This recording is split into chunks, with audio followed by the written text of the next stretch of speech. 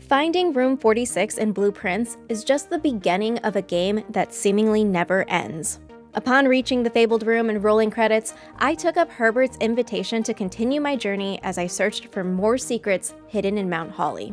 After nearly 250 hours of copious note-taking, hunting down every Blue Tent's memo on Rank 8, and getting stumped by cleverly worded clues, I found that the most rewarding puzzle was not the obvious path put in front of me at the start of the game, but rather a more elaborate spiral that led me down the rabbit hole to a pair of sealed blue doors.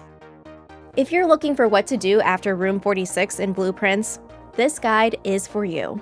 Here's where to find the 2 hidden blue doors and how to solve the late-game puzzles that unseal them. Major spoilers ahead.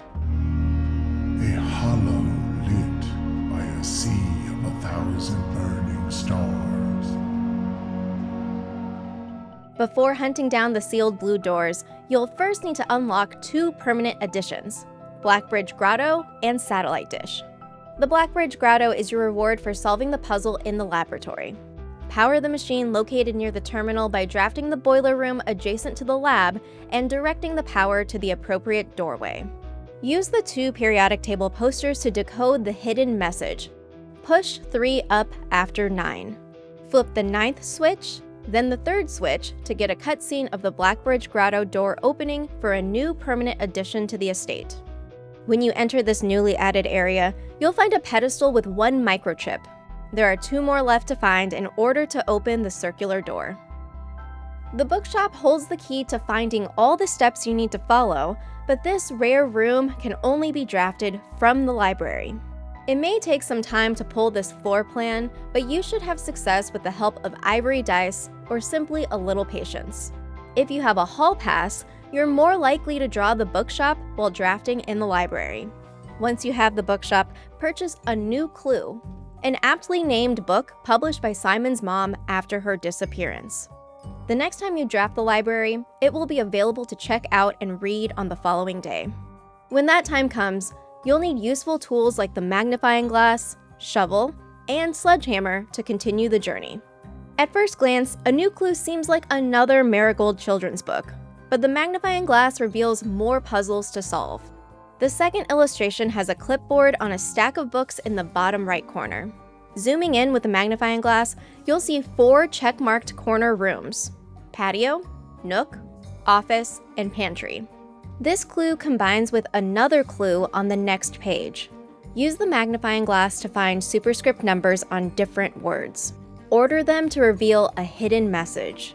All checked corner case rooms had a low-case clue found in the rooms. Visit the 4 corner case rooms to find notes, each with 1 italicized lowercase word. Putting them together makes the phrase, "buried beside West Bridge." Bring a shovel to the bridge near the outer room to find a dig spot that holds a small data microchip. A clue to the second microchip location is in the 7th illustration. Behind the detective is a vase next to a sledgehammer. You'll notice that the floor tiles create a 9x5 grid like your Mount Holly home, giving you a hint to take the sledgehammer into the entrance hall. After you head inside, turn around to face the fountain. There are 2 vases on either side of the entryway. I've always found the microchip in the vase on the right, but who doesn't love breaking stuff in games? You might as well smash them both for good measure. When you have both of these microchips, take them to the Blackbridge Grotto and insert each into the remaining slots to open the door. If you're unable to place both of them at the same time before calling it a day, don't worry. You can retrieve these items again near the West Bridge and entrance hall where you found them. Follow the open path to your reward, the throne room black print. We will need this floor plan later on to unseal the blue doors. Now that you have full access to Blackbridge Grotto, it's time to unlock the satellite dish. This is a more extensive process where you'll need the magnifying glass to decipher more messages hidden in a new clue, as well as a metal detector to create the burning glass contraption in the workshop. The 9th passage of a new clue asks, "Have you seen all the signs?" Carefully examine the illustrations to find a sign on each page. String them together and you get instructions that read, Route 8, depart, keep left, 2 Tanner Fork, right turn, dead end, record, each stop, on the way. In the 9th illustration, there's a metro map underneath an annotated copy of a new clue. This map is the same one you can find in the hideout, which is accessible from the underground reservoir. If you haven't discovered this room yet, you first need to make sure your boat is moved from the fountain entrance side to the basement side by using the pump room to lower the water in the reservoir to level 13. After your boat is in the correct spot, return to the pump room and lower the reservoir to level 6 in order to use the stairway on the basement side to hop on your boat at the lower water. Now you can sail through the opening into the hideout. Walk through the hideout and head right to find an abandoned train station with a metro map. Now it's time to grab your notebook to record each stop as instructed by the clue. Route 8 starts at Royal Station, stop 8. Depart and keep left follows the path to Angel Tower, stop 7. Continue through Ares Crossing, stop 3, until we get to Tanner Fork, stop 10. Follow the line to Oris Train Hall, stop 1. And right turn until we get to Dead End, stop 13. Return to the 9th illustration in a new clue with a magnifying glass to figure out what to do with these numbers.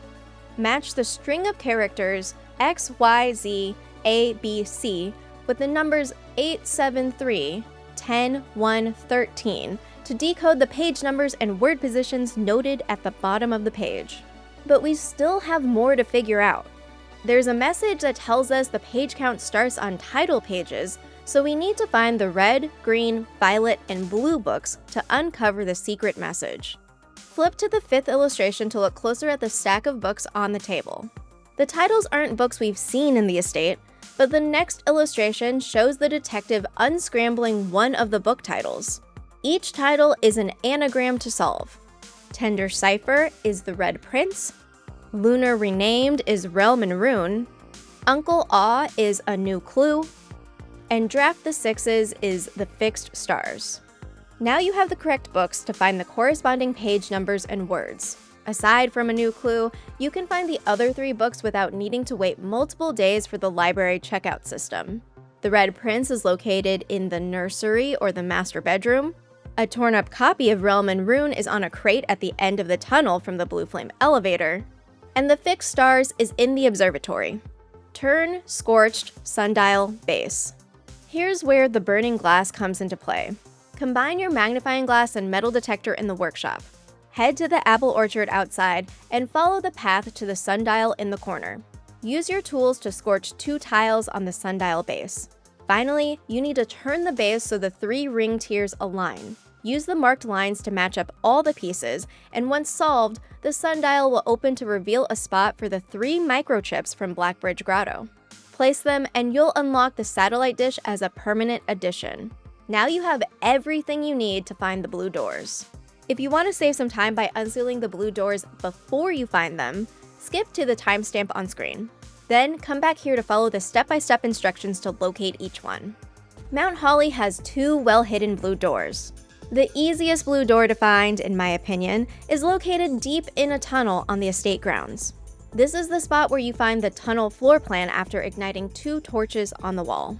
It also appears to be filled with dozens of crates blocking the way. You can remove these crates and clear the path using the satellite dish to conduct new experiments. Use the lab terminal either in the room or remotely to access the data transfer menu. Here you'll find advanced experiments to download. Next, go into the packet management menu to customize triggers and effects for your lab experiments. You can choose up to 8 triggers, and we want to prioritize ones that can remove the most crates during an experiment. I personally like picking triggers where I repeatedly draft a specific type of room to activate experiments as many times as possible, but if you have a solid method to get a lot of steps, choosing the one where you lose steps every time you look at your map is a good option for quickly removing 10 crates. And of course, choose Remove 1 crate from the tunnel as a possible effect in your packet. Because you can only run 1 experiment per day, it will take you multiple runs to remove all the crates.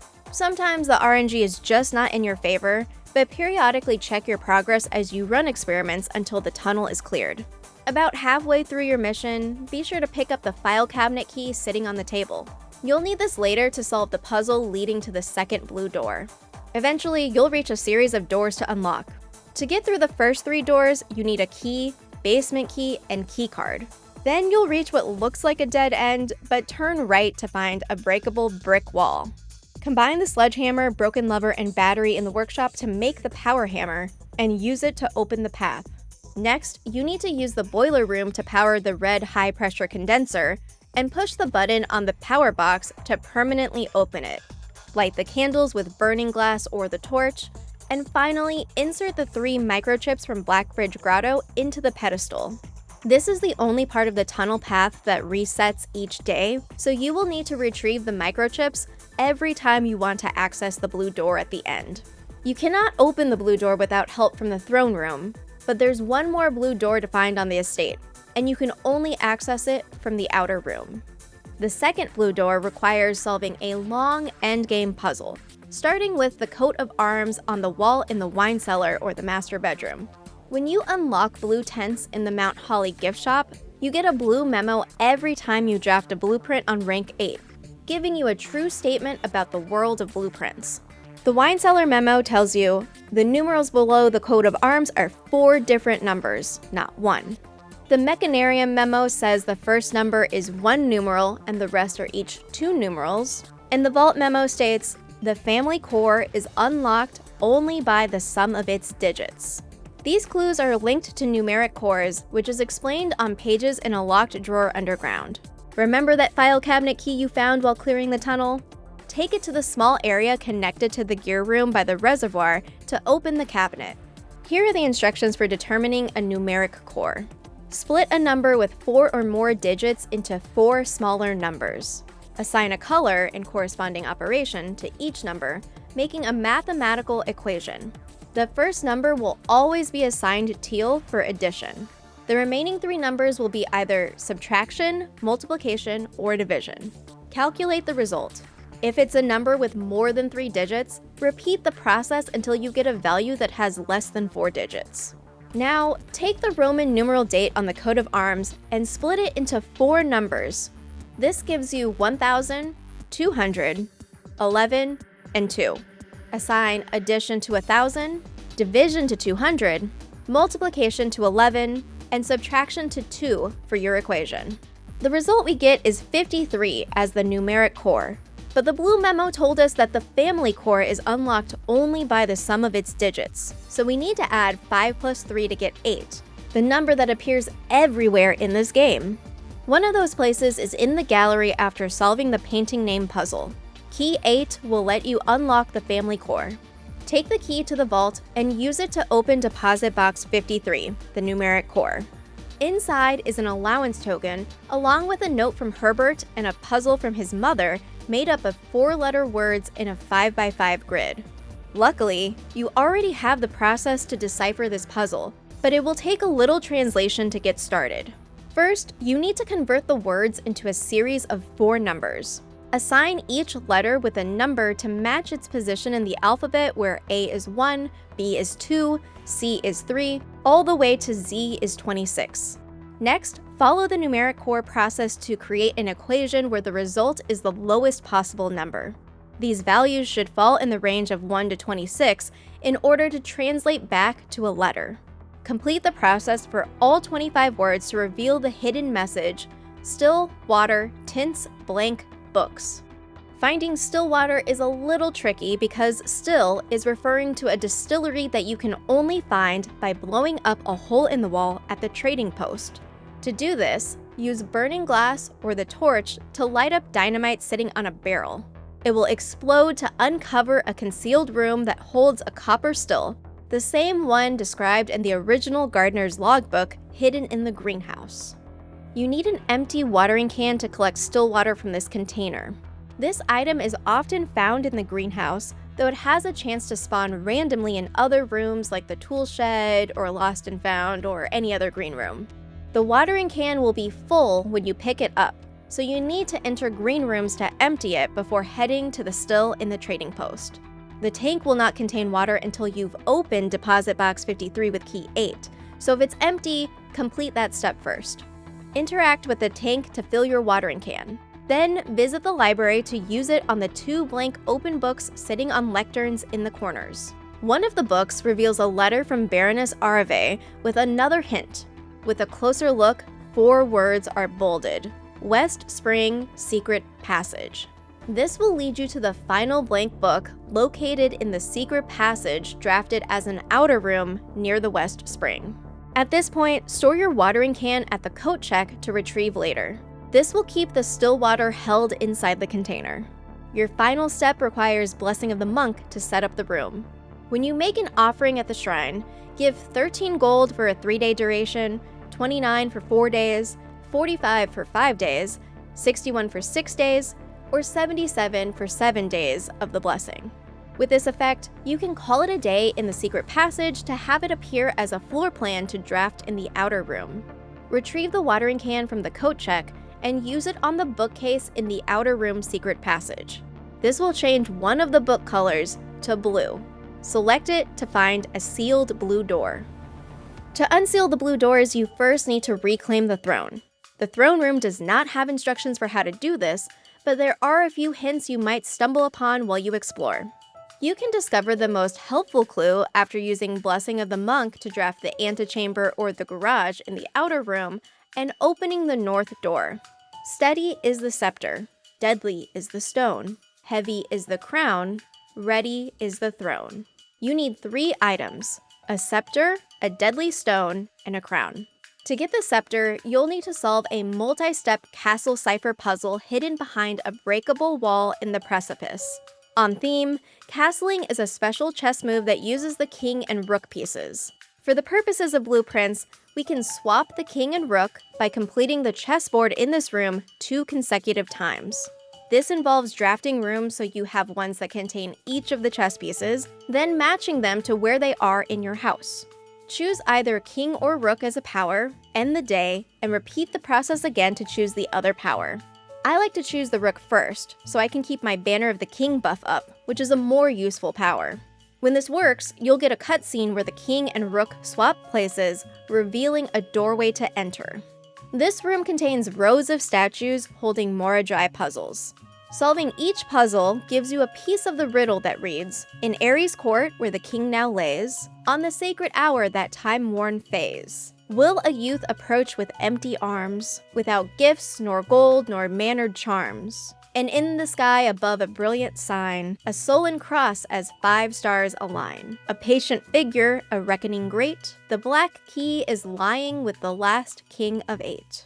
To unlock the next part of the puzzle, you need to be in this room with no items in your inventory at 1:30, the sacred hour indicated by the clock tower and room 46 cuckoo clocks.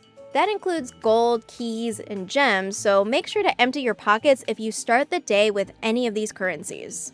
But that's not all. You specifically need to be in the room after viewing a Southern Cross constellation in the observatory, which happens with 5 stars in the sky, but can also appear in a multi-constellation sky at 9, 13, 16, 25, and so on. I try to spend one of my 2 starting gems right away on the observatory to activate the Southern Cross. Then I get rid of my second gem before heading down to the precipice with empty arms. When the in-game time strikes 1:30, a new puzzle will be revealed in the form of a clock. Here's where the castle message comes into play. Scattered around the estate are clues that fill in the acronym. Look for oddly spaced letters in the kennel, locker room, vault, secret passage, cloister, and Blackbridge Grotto to spell it out. First, we start with the Roman numeral 109, giving the first time to enter on the clock. Next, add 6 minutes to enter 1:15. Then, use your Eurasian knowledge from the classrooms to translate the next step. Rotate counterclockwise to the east. Position the minute hand to align with the word east so it reads 12:26 as the final time. Your reward is the Key of Ares, which will be available in this room from now on. But what does it open? A clue is on one of the memos in the treasure trove, a black print you find after using the boiler room to unlock the red door in the underpass. Use Blessing of the Monk to draft the treasure trove in the outer room. The Key of Ares will unlock the chest to reveal the royal scepter. Select blue and call it a day in any blueprint room to keep this item in your inventory. If you do lose it, you can always find it again in the treasure trove. Next, the deadly stone is referring to an item from the Curse of Blackbridge book called the Cursed Effigy. Purchase this book from the bookshop if you haven't already, and read it in the library. This lets you purchase cursed coffers from the Mount Holly gift shop to add to the shrine. Then, draft it in the outer room and use the sledgehammer to open it and get the cursed effigy. As expected, you'll be cursed as soon as you touch this item. Along with the debuffs for drafting non-blue rooms, your steps will be reduced to 13. It's best to put the cursed effigy in the coat check until you're ready to reclaim the throne. You'll have to wait out the current day and the next day to clear your cursed status. And finally, the crown is sitting on the desk in room 46. As you set up a successful run, build your manor to room 46, drafting the coat check less than 13 steps away from the throne room. Do not pick up the cursed effigy until you have both the scepter and crown in your inventory. Otherwise, the curse will make it very challenging to pull off. When you enter the throne room with all 3 items in hand, a cutscene appears, leading to the throne of the blueprints. Finally, you need to draft 8 blueprints in a row to permanently unlock the sealed blue doors. Having the throne of the blueprints drafted in your house is required to access this feature, so if you're out of space this run, you'll need to draft it again in your next attempt. A blue holly icon in the top right keeps track of your count and will disappear if you break the blueprint streak. Once you reach 8, you're ready to claim rewards that lie beyond the blue doors. The tunnel blue door holds a familiar parlor game. It's possible to unlock all 3 boxes with extra wind-up keys from the house, or you can use the one provided to choose between the statements. The blue box holds a rough draft copy of the blueprint's book. The white box is empty, and the black box plays a short cutscene. Carved in the lid is a spiral design, the perfect representation of this seemingly never-ending path. Luckily, your journey continues through another blue door behind the secret passage drafted in the outer room. Among the notes in this room full of blueprints, you learn more about the original architect and lots of lore we're not going to get into. Beyond the door, though, is a rough draft blueprint maze of Mount Holly. For me, this was the most overwhelming puzzle in blueprints, but it also let me apply everything I learned while playing this game, which was incredibly rewarding. If you want to work out the puzzles yourself, I recommend playing your day as usual in the manor to stack your steps and have as many as possible to navigate the blueprint maze. Running shoes also help out a lot. There are multiple components to this maze. Different colored lanterns in the hallways, one on each edge of the rooms, a Microchips puzzle in every room, and missing letter artwork pairs that are much more challenging than the ones you solved in the manor. Before diving into these puzzles, remember the hidden hue clue in the library from several hours ago in your playthrough? It's finally important now. RFA is telling us that there's a hidden path to find. The answer lies in the Microchips puzzles. Each of the 45 boxes contains a card with a single word. Put together, it gives us instructions for how to use the lanterns to find the hidden path. A tint of truth refers to the color blue, which is always associated with true statements in this game, so the blue lantern is our starting point. A hue of wisdom and shade of rain relate to realms in this world, orange for wisdom to match Kararika's academic society, and violet for Araja's rainy environments. This means we turn right every time we are at an orange lantern, and continue straight through violet lanterns. And finally, lies are associated with the color red, so we need to turn left at red lanterns. Following this path takes you into the pantry, gallery, library, observatory, music room, ballroom, spare room, all the way down the hallway to the outer wall of the furnace. If you don't follow the path correctly, this wall is blank. However, all the correct turns will lead you to a hidden room 46. This is where you find the last will and testament of Baroness Arave, revealing the true heir of Mount Holly, and a final Microchips box containing the word blue. If you're going full completionist after finding room 46, there's a few more things to do. Check out our wiki guide on IGN.com for more blueprints secrets, and for everything else video games, stick with IGN.